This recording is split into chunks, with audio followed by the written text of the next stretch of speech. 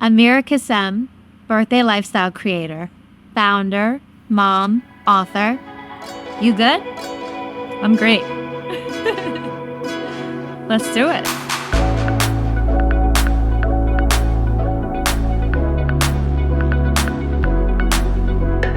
Amirah, Hi. thanks for being here. Thanks for having me. It's so fun. I couldn't think of anyone else more exuberant and joyful to be on. I'm here, full of excitement. Sprinkles and smiles. Sprinkles and smiles. Do you really live your brand and you live your business and you believe in it? And it's beautiful to watch because I know that it's really like from your heart, all the creative expressions that you do and that you love. It is, and I would flip it. I don't think I live my business. I think my business truly lives me.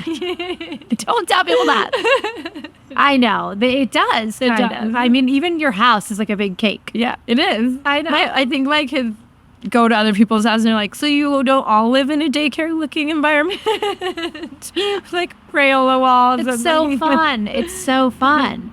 Have you always been so creative and ambitious? I think I never knew in what, but I always loved like creative things. And I feel like growing up in Mexico, my mom was very nourishing of all things creative, whether it was like, today I want to paint my bedroom pink. And she'd be like, okay, let's go buy paint. Like everything was very like okay in my house. And my mom, I always say, is kind of like the Pinterest mom before Pinterest was a thing. Like growing up, my lunch boxes were cute and like we did fun crafts and like all the things. And so I feel like it was sort of like allowed me to play with all different types of creative outlets growing up. So she inspired you. Oh, that in Mexico is like so colorful. Yeah, so colorful. And like full of life.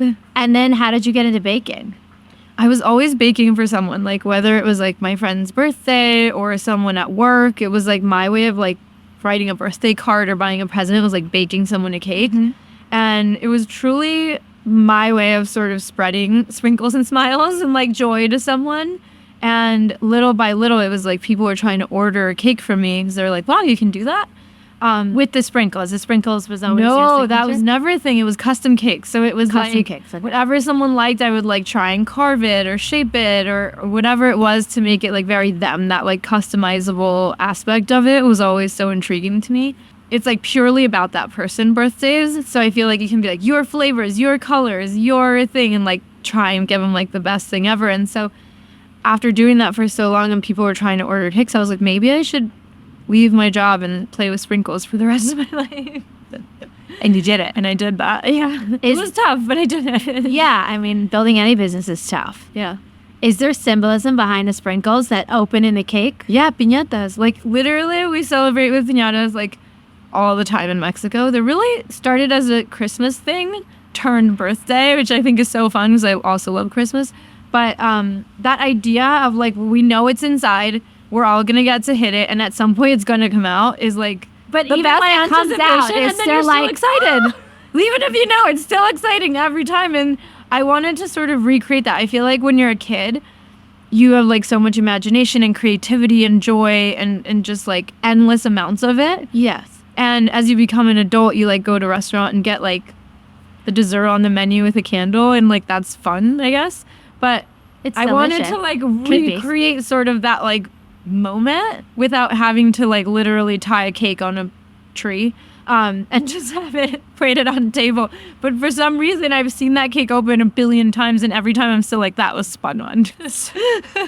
How do you maintain all these fun vibes? Honestly, I feel like most of it's like so Peter Pan with like from my childhood. I feel like when you think about all of these things, it's like when I like even your kids now, you're like, they inspire me so much because it's like remembering how when you see something you're like, that cloud's a butterfly, or like, you know, just like they say so many fun things, and we lose sight of that because then you're like the news, the to-dos, the keep up with the house, the whatever, and you sort of like get trapped in this world of like things you need to do versus just like, wow, everything's kind of beautiful.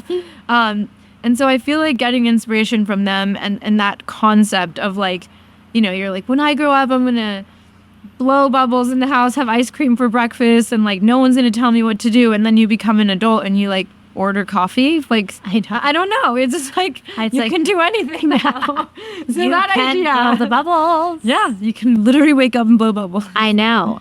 So it's so important to remember that joy and that creativity. Just hold that on we to the can magic. Yeah, it sounds like that's how you were raised and that's really who you are intrinsically. 100%. I think about like Disneyland and I'm like, wow, this is someone's job. This is so fun. It's so fun. I love Disneyland Oh too. my gosh, the most. but it is like right now. I think like, you know, all of those things where you're just recreating magic is like the world needs more joy. And so why not? The world needs more joy. I so believe that. I do. I so believe that. And I try to do it through music, through events, or through connecting with people, because that's my sacred soul expression, is singing and speaking. So whenever I'm really speaking my truth or singing my truth, I feel like I'm able to express my joy. But it's amazing that you can put it in a cake and now it can be so widespread. But see, that's like part of why I do that is like exactly what you said. Like for you, it's singing, and for someone else, that's like a nightmare, right? Like going up and singing is like scary. And I feel like we all have our different idea of joy and our different things that make us happy. And so I try and live what I call birthday lifestyle. And I talk about this a lot, which is like on your birthday, right? You wake up, wear your favorite clothes, listen to your favorite music. You're like surrounded by your favorite people, whatever. You created this whole day and it's amazing and you love it and it's all if about you got you. it together and have self-worth. In general. And when you stop and think about like days like that, it could be, you know, a holiday or whatever, your best day ever. You planned that in some way, right? And so to me, if you can do that on your birthday, then you can do that year round. You can do it all day, every day. So like wear your favorite clothes every day, and like why not? I want to have a birthday lifestyle. And it's different for everyone else, right? Yeah. Like for some people, it's, you know, doing this thing in the morning or doing that or going for a run or whatever. But it's like you can create your own happiness, and like the more you work on it, just like your job or your family or relationship, like the more you succeed at it, the easier it's gonna come. Yeah. And so I feel like you have to like just find out what makes me happy and sprinkle some of that into your day, because like in the middle of the day you still need sometimes like just a little laugh, you know? I mean, 1000%, but I think what you said is so genius. It's like find what makes you happy and keep going in that direction. I mean, obviously life happens and bills need to be paid and relationships need mending, and how do you find the joy when life happens like all day, every day?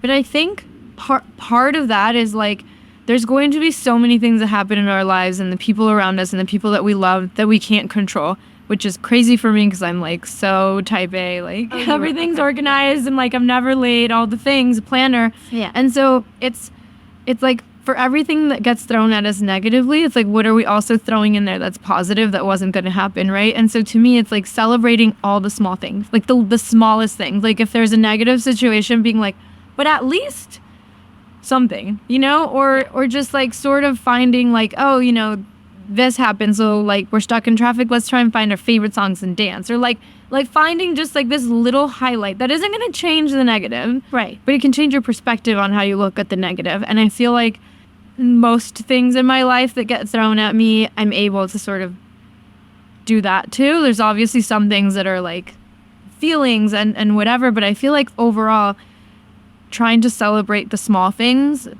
all the time just keeps you at a higher level of happy. So when something comes at you, you're not like falling all the way down. Right. Because you're just celebrating the little stuff. Exactly. And really being cognizant of the fact that like what you can't control, you can't control.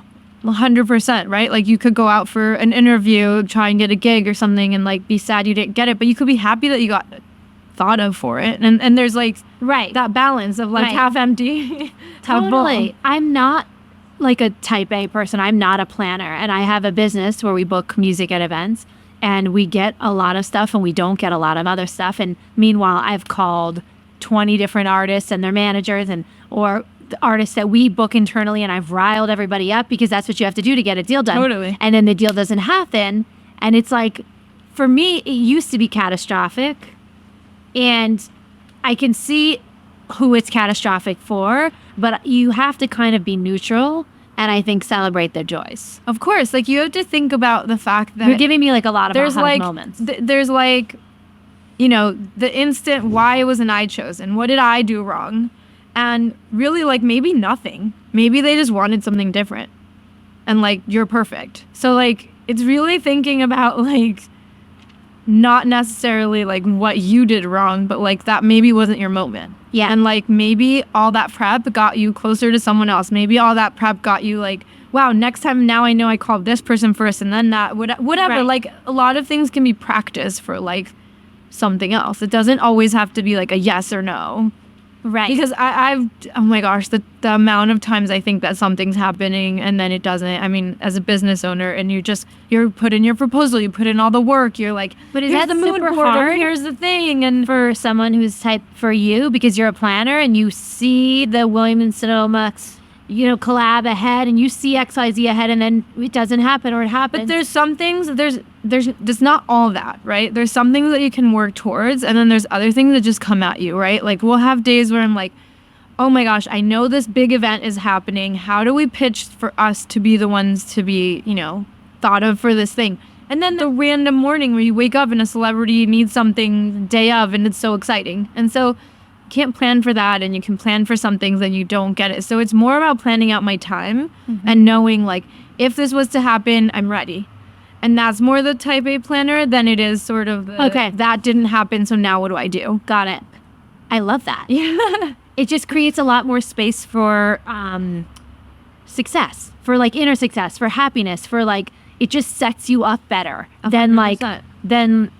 it's tough to be an entrepreneur, as you know, and a mom and a partner and a daughter and a good friend. All the Let's not things. forget, we have to be good friends to Yeah. our community, and we, and a community builder, because we do events. And So- look put together. But you can do it a lot easier and authentically and joyfully if you kind of set it up like that. That's literally my point. Like I feel like for me, it's a little bit different because I feel like my whole world is my job, right? There is no separating sort of Okay. a clock in and a clock out, right? Like Yeah. I always have a phone. I always have an idea. I always wake up thinking something. There's blessed. always an emergency.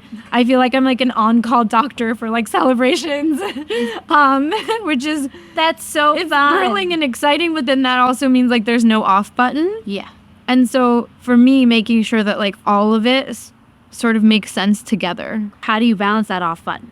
I think that part of it is being hyper focused on something. So if I'm with my kids and all of a sudden there's like a cake emergency, these things happen, I'm not kidding. It's like I have to step away and fully deal with the problem for like 5 or 10 minutes, whatever long it takes, and then come back. But like trying to fix something while I'm with them, it's like they see that I'm not paying attention. I'm halfway paying attention to the problem. So for me, I compartmentalize everything. So like if I'm having breakfast with my kids, I don't even have my phone and I'm with them. Right, like just like fully, it's like being with a friend. You're like fully with them. Yeah, because if not, you're both on your phone and like Why are you doing it? Yeah, just like hang out on your own couch. But I think that's why I was so Like- originally attracted to you, because you're so engaged with life and with the joy of life. And I was like, yes, this is my girl. She is here. She's going to level me up. You know what I mean? We can But find again, you each do other. that for yourself. Like you can do that. If you're like, Totally. this is what I want, and also like you know this, you do something creative and you do something that is more like organizational chaos, right? Of Yeah. like the production. Yeah. And I also even compartmentalize my days within my own job. So there's some days where I'm like, today is creative.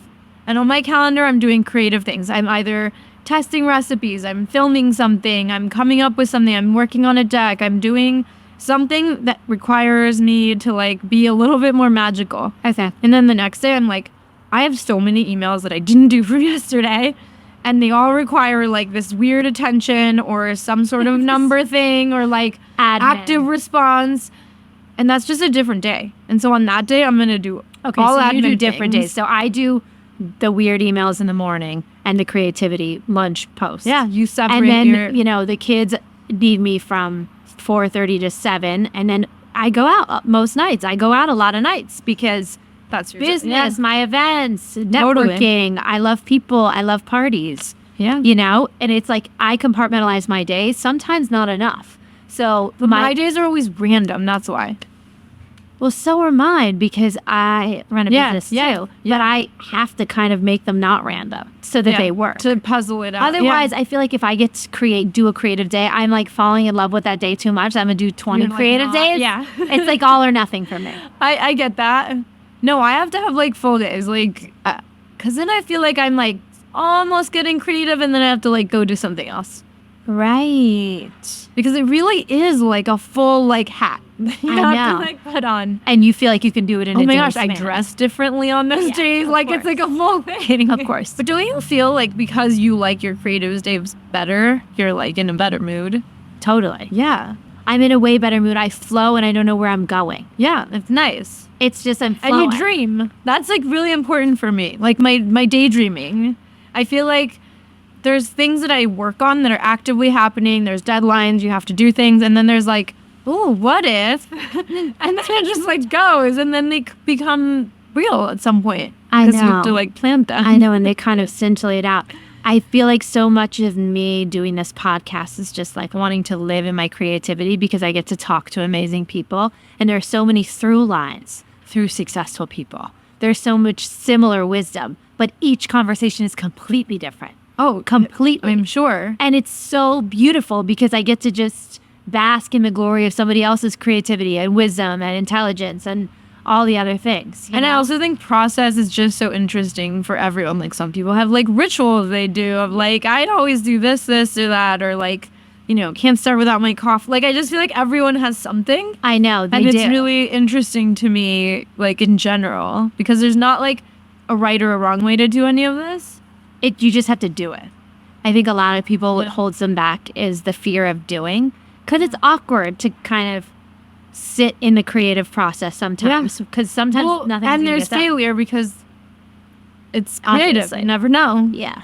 I wanted to make a show to kind of like people can listen in and how can I get creativity or how can I gather, you know what I mean? And to see Totally. what you have done over years and you made a business out of it but you really live who you are. You're authentically joyful. You are authentically full of smiles and sprinkles and all the things, you know? But I think that's why it's able to do all the things, right? Like when I first went out and I was like, oh my gosh, I'm going to create this brand and this whole thing and whatever. And everyone was sort of like, but it's cake. Like, why are you know, it was at a time where everyone wanted to be a lifestyle brand. And I guess everything now is lifestyle. A water bottle can be lifestyle, anything. But at the time it was sort of like new-ish to call a brand like a lifestyle in like a Yeah. that way. And everybody was like, you're at a bakery, like it's selling cake. And I never called it a bakery, I never anything. And I was like, What did you call you it? don't get it. Just flower shop. It was like, it's a shop. It'll have different types of things. Like it was such a clear vision in my head that everyone just wanted this like birthday lifestyle of like rainbows, unicorns, and glitter outside of a cake. Yeah. And it took a couple years to really get there. But now when I see it, it's like we've done collections with Vans, with Away, with Pottery Barn, with Pottery Barn Kids, like furniture and toys and bedding and shoes, and Williams Sonoma forever, like of baked goods, but also dinnerware and just like all the things. I've gotten to write so many different types of books, whether it's a children's books of like a series of just like this magical land of birthdays or a cake book. Like there's just so many different outlets of like So many creativity. creating these things of like Creativity. as you think of it, it just comes to life. The dresses with Tutu Demon, like that's so fun, and it's all based on the idea of this birthday lifestyle of joy from this rainbow cake and the sprinkles and everything. But it really goes beyond all of that, and I owe all of that to the creative days where you're like, what if, or like this would be fun, because otherwise I would just be selling cake all day and nothing else. You know, you've built this amazing business and you're clearly very confident. Do you ever doubt yourself? All the time, but not in a way where it's debilitating or stopping me from doing anything. And I feel like That's fabulous. it's more of a conversation that I have with myself, which Like, sounds how does it crazy. go? But like, you know, I'm gonna write a book. What if no one buys it? Okay, but at least you made it. And like it just keeps going back. And it's like, what are the pros and cons? Okay, I put a lot of effort into it, invested some money into it, took some meetings, time. And then you go to the other side and then you're like, no, you know what? If one day my kids read it and this is fun for them, then I made something for them. And then you like sort of like are like going back and forth in my head. And then I'm like, no, it's going to be awesome. Like, this is awesome. And then you like go out and do it. And like, I love the movies like Inside Out and stuff because it really is conversations that they're having of like the different feelings, you know? And we all have them, but as long as like you're like, go get it, girl, is like louder than your like, what if? So many Disney references, but like, have you seen Luca? I love it. Like, Obviously. yeah, and he's like, Silencio Bruno, and now I tell myself, I'm like, Silencio Bruno. Like, you can do this. And so I feel like part of that, and part of it is the daydreamer side, where like, I go from that to like, oh my gosh, and the cover's gonna look like this, and we're gonna do this with it, and then now I've like sold thousands of copies before I've even written the book in my head. You know what I mean? Like, you just go there, and I think that That's like creative in you. that keeps you excited, and then it makes you confident, and then really it just like snowballs and it keeps going. But I think that whenever something truly doesn't feel right, it's like knowing your gut and being like, maybe don't explore this one. And it's not necessarily a lack of confidence or not. It's more so like understanding, like in that conversation, is it worth your time and energy and whatever, if all else fails, like yes or no. Right. So when something doesn't feel right, and does that translate to people too? Yeah. I think part of getting to where I am now is understanding that the first 5 years I did it, I had to be teaching myself to say no. Whether that's a situation, a person, a job, like, and it's really hard because you're starting your own business and you're like, How do you yes, say I no can when do you it. need Yes, I money? can do it. I need money and I need exposure, and How do there you might say be no? someone there, and so I would just say yes to everything. And then I was running myself to the ground. I was working through the night. I was the dishwasher. I was the person shopping. I was the invoicer. I was the baker. I was the decorator. I was the welcome to delivery starting a person. business. Like, and then at some point I was like, no. Like, I was like really scared. I'm like, what if no one orders from me again? What if I get a bad reputation? What if this? What if that? And then little by little, I was like, no, and my price is now this. Well, you still want it. Okay. I'm still worth something. And so like knowing your value and understanding that one thing, one door or one person or one thing, if it's not worth the struggle for you on some level, that you're going to be okay. And there's like a million other people and a million other opportunities. A billion. How Yeah. many billion are on Earth? I mean, lots. That's true. You Yeah. just have to think, okay, this is next, Yeah. because who cares? Yeah, and it's not even like a lack of care. It's too much care. You have to care for yourself. Right. Right? Because at some point you have to say, yes, you want the business to thrive, but at what cost if you can't like Enjoy it, right? And so Right. to me, if you don't love what you do, and I know there's so many people who don't love what they do. I mean, there's so many different circumstances and jobs and types of things, but if you're creating something that you want other people to enjoy, then like you truly have to enjoy it. Right. Because if you don't, like odds are People aren't people going see to. through that. Yeah. Yeah. And so that's another thing for me is like, do I love this? Am I excited? Like, can't wait to share it with someone? Can I picture it on someone or with someone or whatever? Like, and the more excited I am about something, the more it's going to come to life. And that's part of the, like, maybe this one's a no, but it's hard.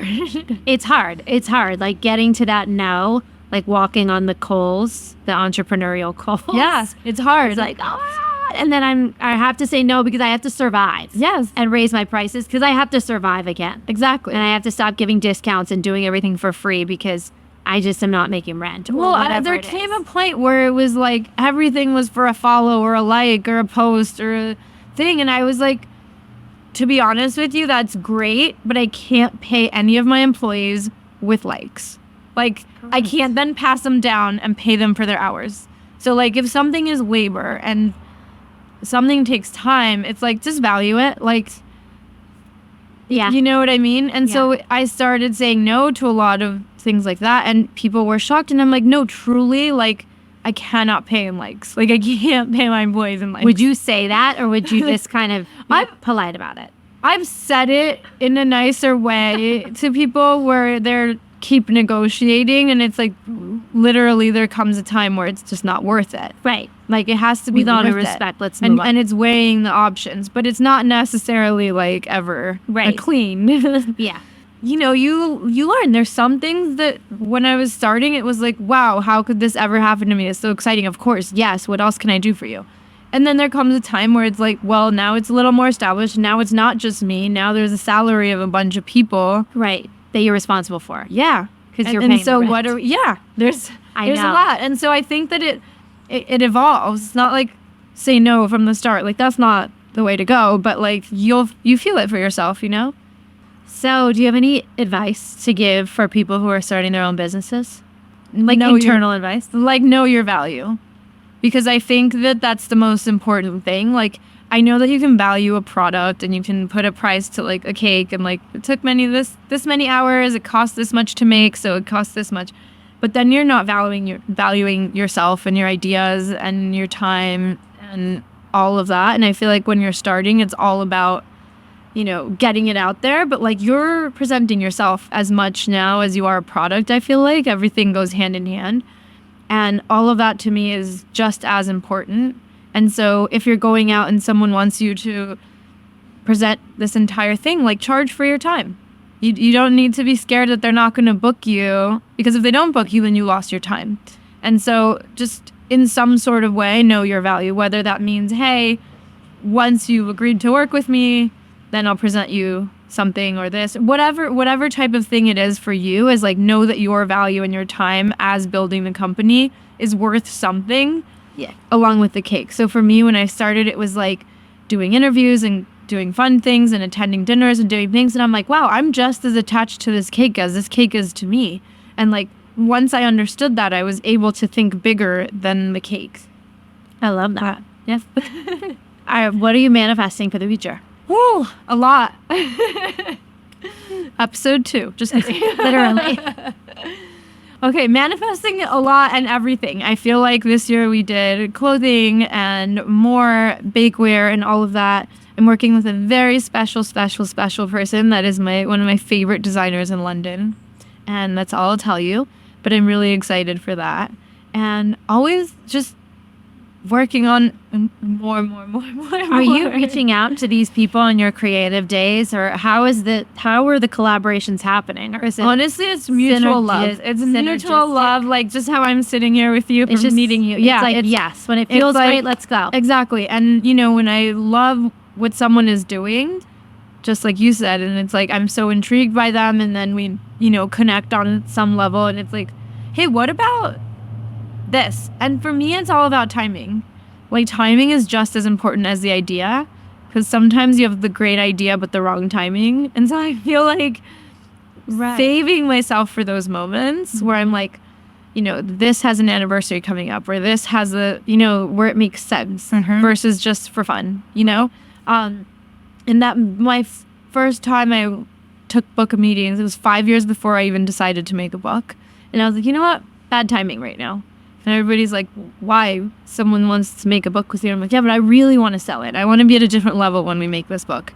And waiting those 5 years and then making a book at the most perfect time was genius. But like, had I made it 5 years ago, I might have just been like kind of like a failed author, or like a, you know, not as successful. Yeah. And so I think that part of it is like aligning with the brand or the person, the designer, or whatever it is. And then the timing, because I worked with Vans for 7 years before we actually did a full collection together. And that was me just like pouring into them, like one day. And like, it took 7 years, but we got there. Wow. So I feel like it's a little bit of everything. Right. You're such an inspiration. Thank you all for listening to this incredible bundle, sprinkles of fun. Such a pleasure. I feel like I know how to compartmentalize everything and do everything and have creative full days. Claire, you can do it all. I can do it all, babe. You can. And you can have fun while you're doing it. Thanks for having me. Thanks for being here. You're a joy.